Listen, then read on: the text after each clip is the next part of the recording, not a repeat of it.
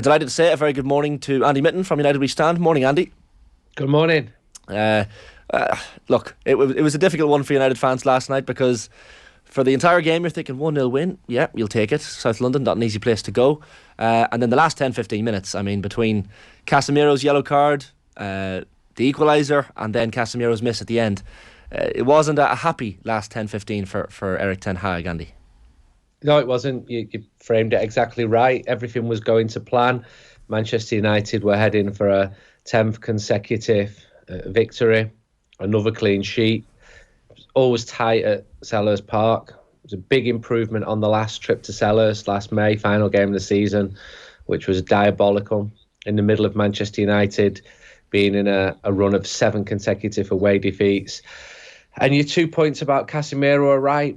His booking means he misses Sunday's big game at Arsenal, which is a shame because he's Manchester United's best player.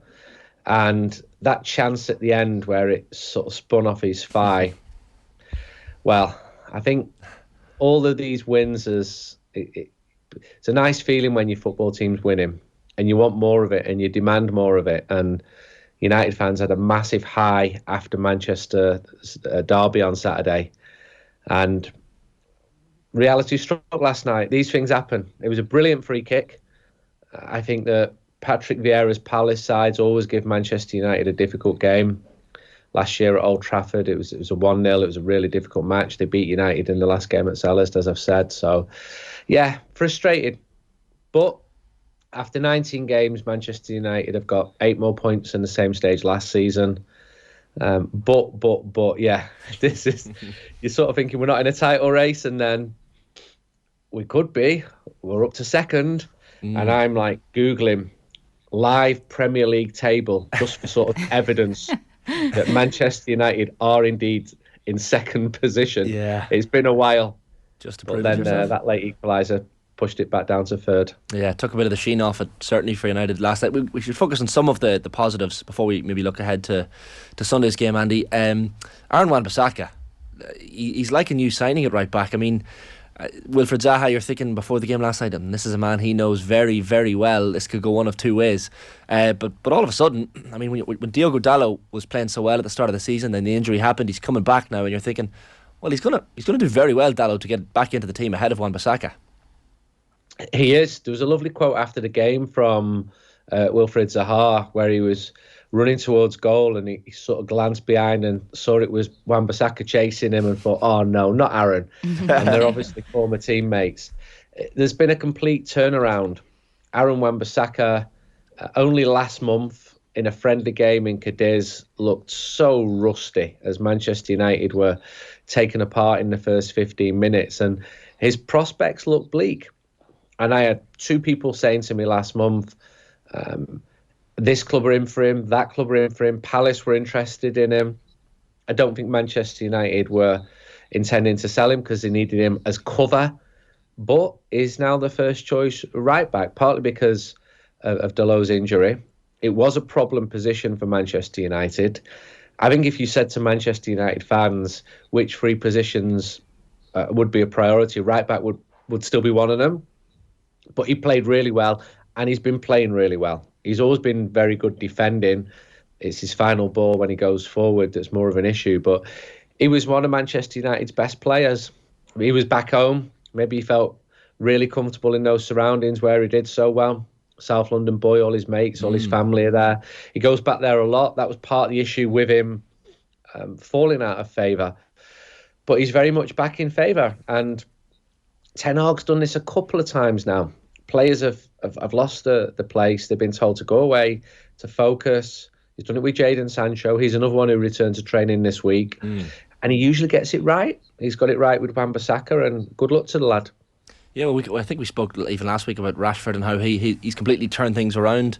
Most informed striker probably in the Premier League at the moment. Bruno Fernandes is another one, Andy, who United fans have been frustrated by in the past because of iffy performances, and he'd go through patches of being great and then being fairly poor. All of a sudden, I mean, man of the match performances, you could say in the last couple of games, he's been brilliant. Man of the match on Saturday in the Manchester derby, according to his manager as well.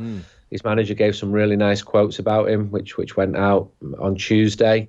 talking about his importance to the team. Thought he took his goal really well to put Manchester United ahead on the road to another victory. He can frustrate sometimes with his non-stop moaning, but you could flip that and say some of Manchester United's greatest players also moaned quite a bit, including one or two from the country you're sat in now, who've been hugely successful. Yeah. So, yeah, good for Bruno. What United have got is 5, 6, 7 players doing consistently well. Varane, Casemiro, David Dier had a good game last night. Luke Shaw's playing well. Marcus Rashford, who you mentioned, has been prolific. Last night was the first time he'd not scored in a couple of months. Can't believe I'm even saying that because he's never really been prolific. So that is all going into a pot with these really good ingredients, and the end result is that Manchester United are doing really well. Look, the team were always going to drop points, and they're going to lose games this season. It's going to happen. The manager's been really clear about that. This isn't his complete team. He's only months, not years, into his job, but it still stings when it happens like it did. But then I'm sure it stung for Manchester City fans on Saturday. And even when United equalised, maybe even when Manchester United went ahead, I would have settled for a draw. That's how sort of fragile I was thinking Manchester United's confidence was. So it was brilliant that Manchester United managed to hold on and to win that game on Saturday. Just when you're speaking about Erik ten Hag there, like he spoke afterwards last night, he said that, you know, he wanted them to be more ruthless. We need to learn how to be more ruthless, and obviously missing out on that opportunity now to go ahead of Manchester City. You know, he wasn't happy, and I know this is quite a shift with they're going for 10 games in a row. Will it have much of an effect on them, do you think, in their momentum going ahead? It could do, because his unhappiness might feed into them resetting and thinking, actually, we've got to be even better than this. That wasn't good enough. And they did have to be ruthless. He said that in the second half. There were chances. And a little issue for Manchester United is a lack of a striker. Wout Weghorst made his debut last night. He did quite well, according to his manager. Quite well's never really going to be good enough. But come on, he's only had 3 training sessions with his new teammates. He'll get more chances, and he gives something which the other strikers have not got. But United should have put that game out of sight, got that key second goal in the second half, didn't, drop 2 points. And come the end of the season, those 2 points might be really important. It's looking really good for Manchester United in terms of top 4 at the moment. And I would have settled for that a month ago. But you get greedy, don't you? You see your team winning, you think, if we beat Arsenal on Sunday, whoa, where's this all leading to? You know, part of the joy of sport and supporting a team. And it's a nice feeling because it's been a while. Do you feel like United are in the title race, Andy? Like, is this a case of, look, just keep the momentum going, secure that top 4 position, maybe win a trophy in the League Cup or Europa League or whatever it might be? Or do you feel like they are genuine? They're not going to openly say, yeah, we're definitely in the title race, but do you feel like the players and the manager believe they are? I'm probably more of your original mindset there. Top 4, win a trophy, FA Cup, League Cup's looking okay for Manchester United. Not even reached the final of either of them yet. A long way away from that in the FA Cup. But United have not won a trophy since 2017 with that Europa League in Stockholm. Jeez, that's unreal. The more the team win, the more you think it's looking good here. But deep down, I probably don't. But the more they keep winning, you change all the time. You're sort of in your percentages all the time. Oh, you're in a title race? Yeah. Do you expect to win the title? No.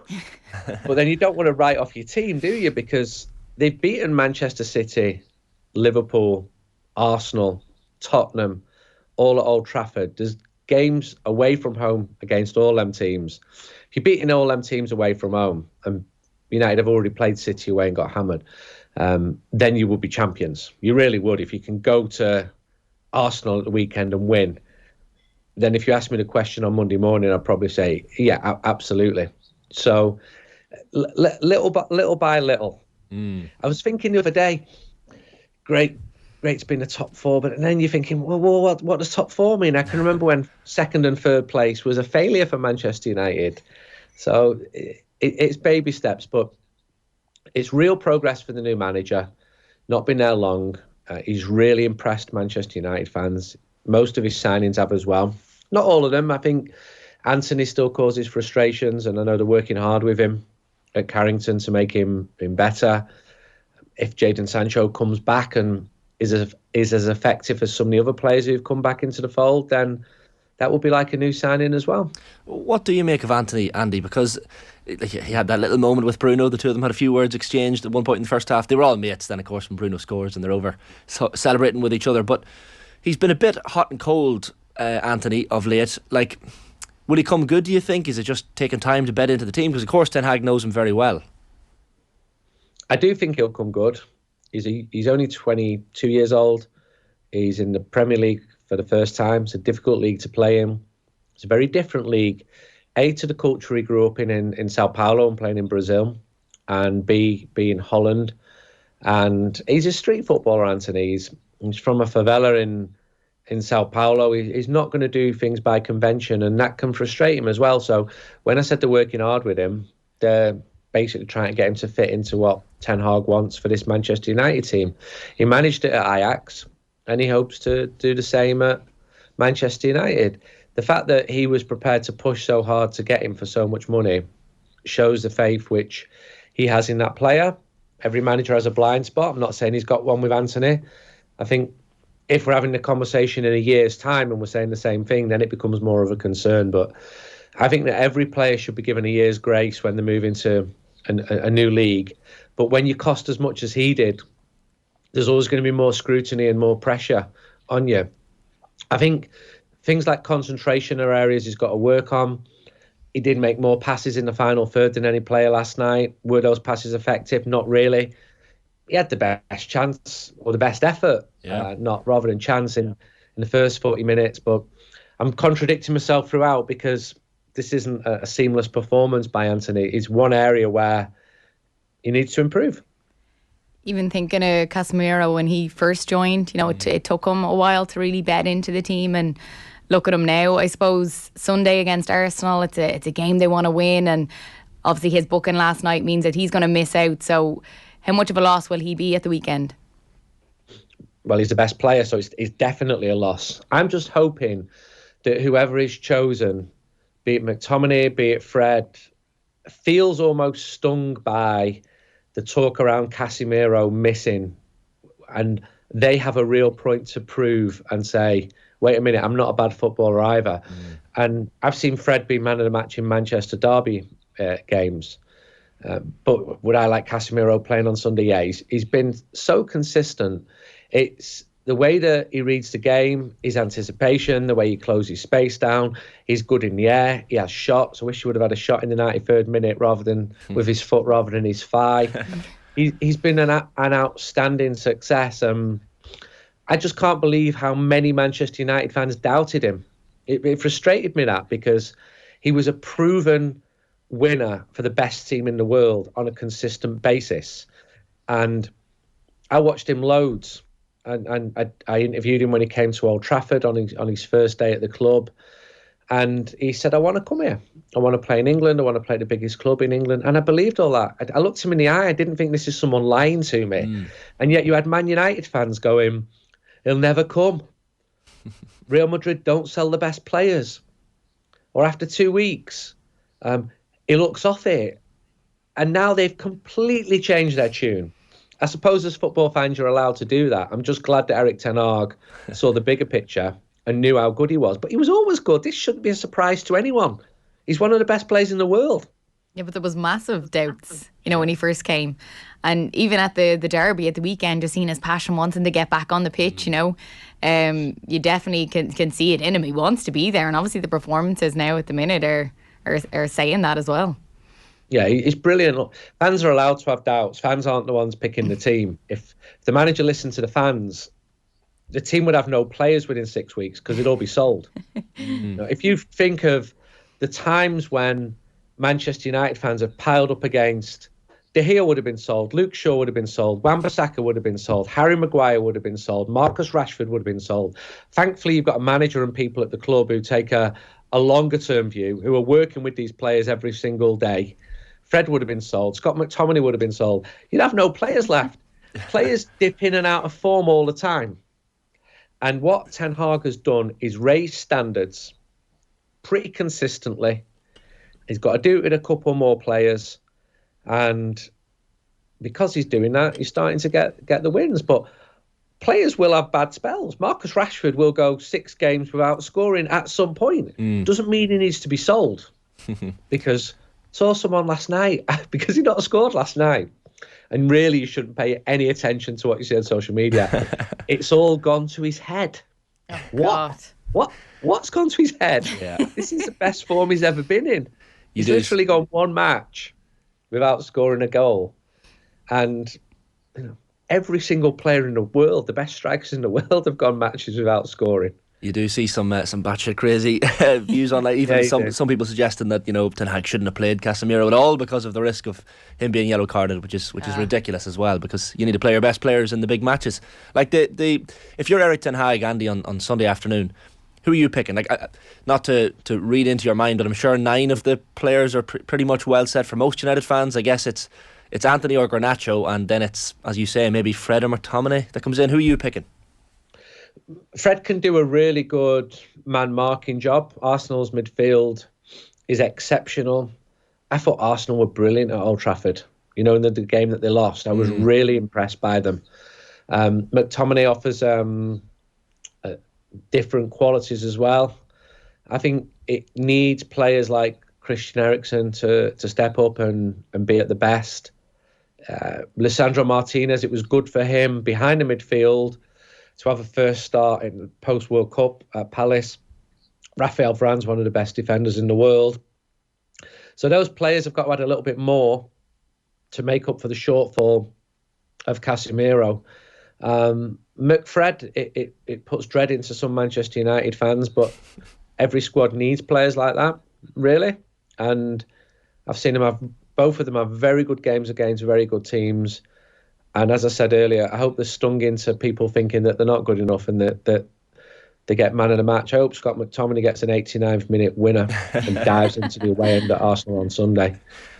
It would be nice. The thing has struck me, even a few of my the WhatsApp groups with mates, big United fans as well, and the mood is different. It's funny how football changes your mood. When your team aren't going well, it affects your everyday life. Like, do you feel like a happier human being at the minute? Now, notwithstanding last night, they dropped a couple of points, yes, but recently, just the fact that they're on such a good run. I mean, everyday life the sky seems bluer, Andy, and everything just seems better for United fans at the moment. Yeah, it does. And I think it's true of fans of any sport. I'm sure there's Gaelic football fans or rugby fans in Ireland, and when the team are doing well, you feel exactly the same. I had a massive high at the weekend after the Manchester derby. It lasted until the 91st minute, and it feeds into other areas of your life. Now I'm thinking, it is also my job. This is how I earn my money, writing about these things. And I'm also thinking, this is great, but you didn't actually do anything at the weekend. Why are you feeling like this? You weren't on the pitch. Isn't it about time you grow up a little bit? Where I did a 10k run on Sunday and thought, you can be proud for that because you actually did it. But if we start thinking like that, we can't. We're going to lose sight of sport altogether and our enjoyment. Exactly. We're too invested. Exactly. You probably ran faster as a result of United win. That's the point. But and I'm sure there was a lot of people on Sunday who your Talk of the Devils podcast, Andy, with Ian and with Laurie and the lads. I mean, I'm sure you lads probably see the metrics and the numbers, and it's the same for ourselves as well. I'm sure when United win a big game like a derby like the weekend, the numbers shoot up. Everyone wants to listen to good news and happy stories. If they lose a game, maybe people are maybe a little bit more reticent to listen to it, but there is that kind of thing that when teams are going well, everyone is on board with every single aspect of the club. It works both ways. I think our biggest listens this season have been after the Brentford 4-0 defeat. Right. So people are trying to make sense of it. They're trying to get guidance to try to find out what's gone on. And then at the weekend, well, you mentioned that that the one I do with Laurie, Carl and Ian, that's the second biggest podcast in the UK at the moment. So for sport, so it's absolutely flying. The United We Stand podcast, which is very much inside the terraces, speaking to fans there. We had our biggest ever listenerships numbers at the weekend. The first 5 minutes of that are just me recording, as Manchester United equalise and then get the winner. So I got lucky with that, because the last time I tried it in October 21, Everton got an equaliser. And you look at the breakdown of where people are listening, and Dublin and Cork are like really high up there in terms of the cities where people are engaging. So it shows Manchester United support is vast. And I stood outside Old Trafford Saturday. I was at Manchester Airport Saturday night. I saw so many United fans on them flights going back to Cork and to Dublin and to Belfast in the north, and everyone was absolutely buzzing. And I'm just going to enjoy it, because there's been so many times when it's not been like that. Absolutely. Well, on that, Andy, just finally, and you've been great with your time. Mark Dunning on YouTube has commented this morning live. Met Andy at Stansted Airport after the Arsenal United game at the Emirates last season. Happier day for me than for him. He was an absolute gent. So there was you made one United fan obviously very, very happy. I'm sure you meet plenty of them. Or an Arsenal fan, sorry. Yeah. So even they like you as well. Well, I don't think every Liverpool fan or Manchester City fan will be quite so generous, but I respect football fans who watch the team. Honestly, if you go and watch your team, I would respect you. And obviously, United fans give me a lot of feedback, but I do remember the Arsenal fan coming up to me, and lots of people at Manchester Airport on Saturday. But it's nice, isn't it? People are coming up and they like your work. They're not coming up to you and saying, you're a war criminal or whatever. They're coming up to you and saying, and it's only football, innit? And people can feel part of it. If it's making people happy in a world where so much bad is going on, then that's all great. Absolutely. Hear. Andy, great with your time as always. Thanks a million. Thank you.